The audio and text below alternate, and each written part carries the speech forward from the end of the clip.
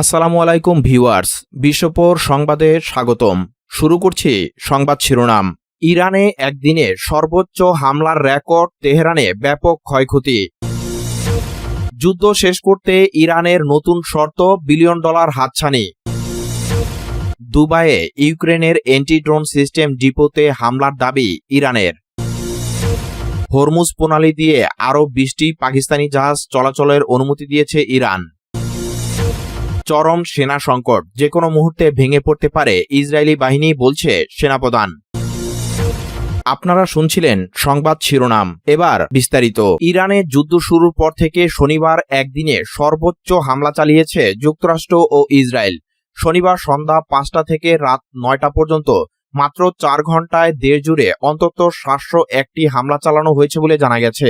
The human rights activities news এজেন্সির বরাতে BBC জানিয়েছে, যুদ্ধ শুরুর পর একদিনে এত বেশি হামলার নজির খুব কমই দেখা গেছে। এই হামলার প্রায় 74%ই হয়েছে রাজধানী তেহরানকে ঘিরে, ফলে সবচেয়ে বেশি ক্ষয়ক্ষতির মুখে পড়েছে শহরটি। সংস্থাটির তথ্যমতে সংঘাত শুরুর 1 মাসে নিহত বেসামরিক মানুষের সংখ্যা দাঁড়িয়েছে 1551 জনে। নিহতদের মধ্যে অন্তত 236 জন শিশু রয়েছে, যা পরিস্থিতির ভয়াবহতা আরও স্পষ্ট করে তুলেছে। এদিকে মধ্যপ্রাচ্যের উত্তেজনা আরও বাড়িয়ে দিয়েছে ইয়েমেনের হুতি বিদ্রোহীদের নতুন ক্ষেপণাস্ত্র হামলা। ইসরায়েলকে লক্ষ্য করে দ্বিতীয় দফায় ক্ষেপণাস্ত্র হামলা চালানো হয়েছে বলে জানা গেছে। এতে করে পুরো অঞ্চলে সংঘাত ছড়িয়ে পড়ার আশঙ্কা দেখা দিয়েছে। বিশ্লেষকরা আশঙ্কা করছেন, যদি লোহিত সাগরে গুরুত্বপূর্ণ বাব এল মানদেব প্রণালী দিয়ে চলাচলকারী জাহাজগুলোকে লক্ষ্য করে হামলা শুরু হয়, তাহলে বৈশ্বিক বাণিজ্য ও অর্থনীতিতে বড় ধরনের প্রভাব পড়তে পারে। এছাড়াও লেবাননে ইসরায়েলের হামলায় 3 জন সাংবাদিক নিহতের খবর পাওয়া গেছে। তবে ইসরায়েলের সেনাবাহিনীর দাবি, নিহতদের একজন হিজবুল্লাহর আলমানা টিভি চ্যানেলের সাংবাদিক ছিলেন। তিনি আসলে ইরান সমর্থিত ওই সশস্ত্র গোষ্ঠীর একজন সদস্য ছিলেন। যুক্তরাষ্ট্র ও ইসরায়েলের শুরু করা যুদ্ধ বন্ধ করতে একগুচ্ছ দাবির মধ্যে নতুন একটি শর্ত জুড়ে দিয়েছে ইরান। তেহরান হরমুজ প্রণালীর উপর নিজেদের পূর্ণ সার্বভৌমত্বের স্বীকৃতি চায়। নতুন এই বিষয়টির দেশটির তালিকায় আগে কখনোই ছিল না। বিশ্বের মোট তেল ও তরলীকৃত প্রাকৃতিক গ্যাসের 1/5 যে সরু জলপথ দিয়ে পরিবাহিত হয়, সেই প্রণালীটি এখন ইসলামিক প্রজাতন্ত্রটির সবচেয়ে শক্তিশালী হাতিয়ার হিসেবে আবির্ভূত হয়েছে। ইরান এখন এই পথটিকে একদিকে যেমন সম্ভাব্য বার্ষিক শত শত কোটি ডলার আয়ের উৎস হিসেবে গড়ে তুলতে চাইছে, তেমনি বিশ্ব অর্থনীতির উপর একটি শক্তিশালী চাপ প্রয়োগের কেন্দ্র হিসেবে ব্যবহার করতে চাইছে।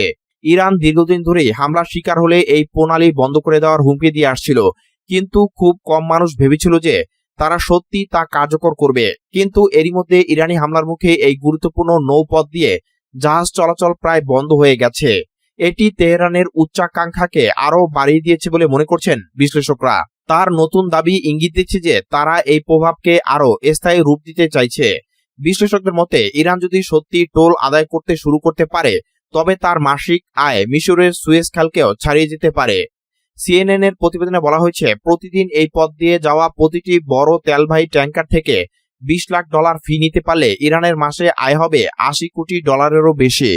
ইরানের নতুন সর্বোচ্চ নেতা আয়াতুল্লাহ মোস্তফা খামেনি প্রথম ভাষণে বলেছিলেন, হরমুজ প্রণালী অবরোধের সুযোগ ইরান কোনোভাবেই হাতছাড়া করবে না। এদিকে ইরানের এমন পরিকল্পনা নিয়ে চরম উদ্বেগ প্রকাশ করে মার্কিন পররাষ্ট্রমন্ত্রী মার্কো রুবি এই পদক্ষেপকে অবৈধ ও বিপজ্জনক বলে আখ্যা দিয়েছেন। তিনি বলেন, আন্তর্জাতিক জলপথে এমন খবরদারি কোনোভাবেই গ্রহণযোগ্য নয় এবং বিশ্ববাসীকে এই পদক্ষেপের বিরুদ্ধে রুখে দাঁড়াতে হবে। সংযুক্ত আরব আমিরাতের দুবাইয়ে অবস্থিত একটি ইউক্রেনীয় অ্যান্টি ড্রোন সিস্টেমের ডিপোতে ক্ষেপণাস্ত্র হামলা চালিয়েছে বলে দাবি করেছে ইরানের Islamic revolutionary guard corps IRGC। শনিবার ইরানের রাষ্ট্রীয় সংবাদ মাধ্যম ফার্স নিউজ এজেন্সির বরাতে এই তথ্য জানানো হয়। প্রতিবেদনে বলা হয়েছে, নির্দিষ্ট ওই স্থাপনাকে লক্ষ্য করে ক্ষেপণাস্ত্র নিক্ষেপ করা হলে তা ধ্বংস হয়েছে বলে দাবি করছে IRGC।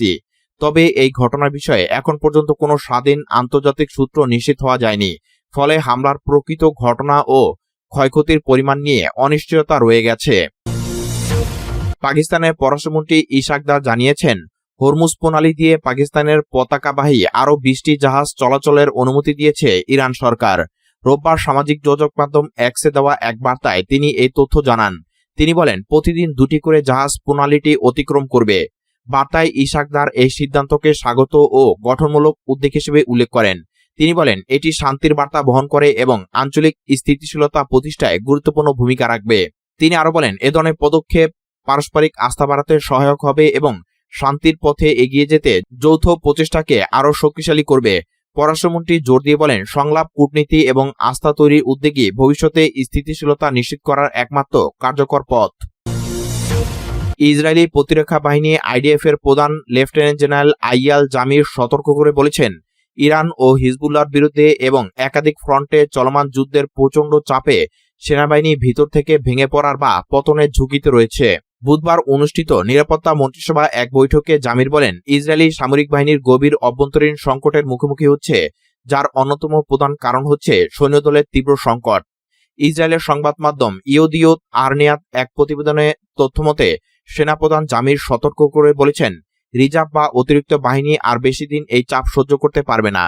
ইসরায়েলি সেনাপ্রধান অতি গোঁড়া ইহুদিদের সেনাবাহিনীতে নিয়োগ, রিজার্ভ আইন সংশোধন এবং বাধ্যতামূলক সেবার মেয়াদ বৃদ্ধি করার মতো কাঠামোগত সমস্যা সমাধানে ব্যর্থ হওয়ায় সরকারের সমালোচনা করেন। পরিস্থিতির তীব্রতা তুলে ধরে বৈঠকে জামির বলেন আইডিএফ নিজের ভিতরেই ধসে পড়ার আগে আমি 10টি বিষয়ে লাল পতাকা তুলে ধরেছি। এই বক্তব্যের সততা জেরুজালেম পোস্ট নিশ্চিত করেছে। ইসরায়েলি সেনাপ্রধান উল্লেখ করেন বর্তমানে গাজা উপত্যকা, লেবানন, সিরিয়া, পশ্চিম তীর সহ অনেক সক্রিয় ফ্রন্টে সেনাবাহিনী কাজ করছে, ফলে সৈন্যের চাহিদা ক্রমে বেড়ে চলছে। জামির আরও সতর্ক করেন পশ্চিম তীরে সহিংসতা বেড়ে যাওয়ায় সেখানে ইসরায়েলি দখলদার বাহিনীকে অতিরিক্ত ইউনিট মোতায়েন করতে বলা হয়েছে। এটি ইতিমধ্যে ক্লান্ত ও চাপে থাকা সেনাদের উপর আরও বেশি বোঝা চাপিয়ে দিয়েছে। ইসরায়েলের সেনাপ্রধান জোর দিয়ে বলেন সংকট নিরসনে প্রয়োজনীয় গুরুত্বপূর্ণ আইনগুলো সরকার এখনো পাশ করেনি, যা বর্তমান বাহিনীর উপর চাপের বোঝা আরও বাড়িয়ে দিচ্ছে। কঠোর এক মূল্যায়নে জামির সতর্ক করে বলেন সেনাবাহিনী শিগগিরই এমন স্বাভাবিক পরিস্থিতিতেও তাদের দায়িত্ব পালন করতে অক্ষম হয়ে পড়তে পারে। ইসরায়েলি সেনাপ্রধান আরও যোগ করেন বর্তমান চাপ অব্যাহতভাবে চলতে থাকলে ইসরায়েলের সামরিক প্রস্তুতিতে মারাত্মক ধস নামতে পারে।